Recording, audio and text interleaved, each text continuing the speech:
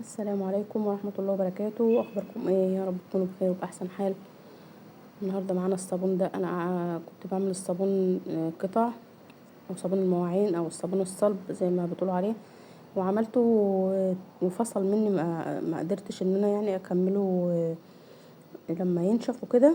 شايفين بعد ما صبيته كمان في القالب وعمل يعني قطعه اهو، بس انا حطيته في الجردل تاني عشان ما يغلبنيش يعني، واقعد اسيح بقى واقرف نفسي. انا رجعته كده في الجردل تاني وهو لسه طاري. شايفين زي العجينه؟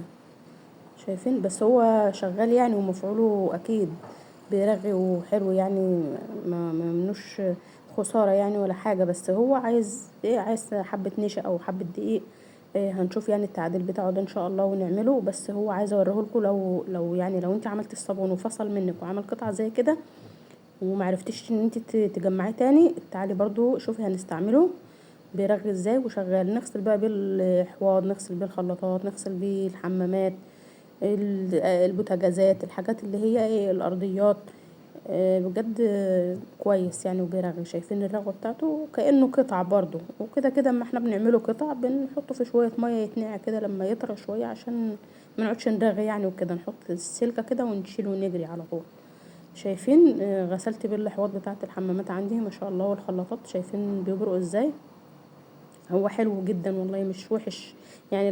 لو انا ركنته على كده واستعملته على كده جميل بصراحه. وفي الالمونيا برضو بيلمع. انا كده كده الالمونيا بتاعتي يعني كل فتره بجيبهم كده واحطهم في الطشت قدامي كده زي ايام زمان. شايفين البراد ده عندي برضو من زمان، الاستانلس بتاعه الاصل بتاع زمان. وقلت برضك ايه اجرب فيه الصابون ده. بس هو عايز يتركن شويه لان هو يعني شديد الاتساخ شويه. انا راكناه بس اسلق فيه بيض، اغلي فيه ميه، بس مش اكتر من كده. عندي الكاتل بستعمله للشاي والحاجات دي يعني. تمام. بس انا قلت اجرب يعني اشوف الحاجات اللي فيه دي الصابون هيكون ده فعال معاها ولا لا. جبت برضو حته سلكه تاني جديده اهيت، بدل التانية. مش هينفع بقى احط السلكه بتاعه الحوض في المواعين اللي بنعمل فيها اكل وكده، ما ينفعش.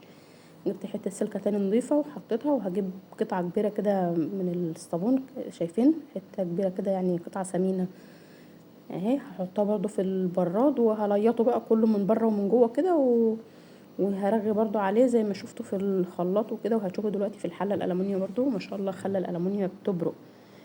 حطيت عليه كده حبه ميه عشان ايه؟ عشان الماده تتفاعل مع السلك كده وتشتغل. هعمله بقى كله كده من جوه ومن بره عشان يبقى كله نظام واحد يعني. والصودا الكاوية بقى اللي في الصابون ده او البوتاس او المادة الكاوية دي تتفاعل بقى مع البراد يعني، وتتاكل بقى الحاجات اللي جواه. تمام. انا عملته. بس انت قبل ما تعملي الحاجات دي حطي برضو حته قماشه تحت الحاجه اللي انت هتغسليها عشان ما تجرحيش بس الرخامه بتاعتك او تبهدلي الدنيا. بس من الحاجات الصابون ده بيخلي الصدى والحاجات اللي في المواعين بتطلع، فبيخلي منظر الرخامه مش قد كده. حتى لو هي لونها لون فاتح او كده ما بيبقاش يعني لونها لطيف. فانت حطي حته قماشه زي ما انا حطيت كده اغسل عليها. شايفين الحله بتاعتي دي حله ألمونيا. طبعا احنا عشان بيت عيله وكده بستعجل وبغسل المواعين يلا اوام اوام، ما بقعدش المع بقى والكلام ده.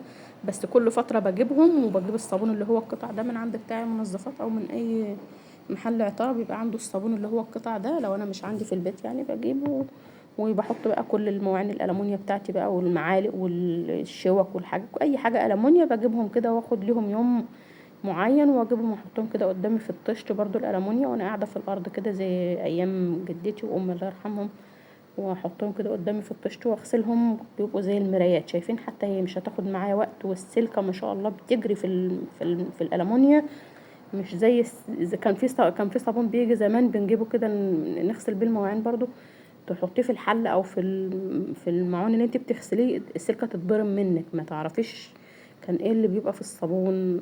الصابونه تبقى السلكه تبقى مبرومه وما يرغيش. شايفين ما شاء الله الرغوه؟ ما شاء الله. شايفين يعني الحله بتتكلم عن نفسها. هي لمعت بطريقه رهيبه بجد يعني، وما خدتش معايا وقت والله يعني. انا كمان عشان ما اطولش عليكم الفيديو انا عملتها كده اي كلام يعني. بس هيبقى لها دور تاني ان شاء الله مع شويه المواعين اللي عندي هجيبهم برضو واعملهم بالعجينه الرهيبه بتاعه الصابون دي. انا كده قوليلي رأيكم. الصابون ده ان انا يعني احط له بقى نشا او شوية دقيق او اي حاجة يعني تخليه يتماسك، ولا اخليه زي ما هو كده واستعمله هو طري عجينة كده، ولا اعمله قطع وانشفه زي ما انتوا شايفين. السلام عليكم.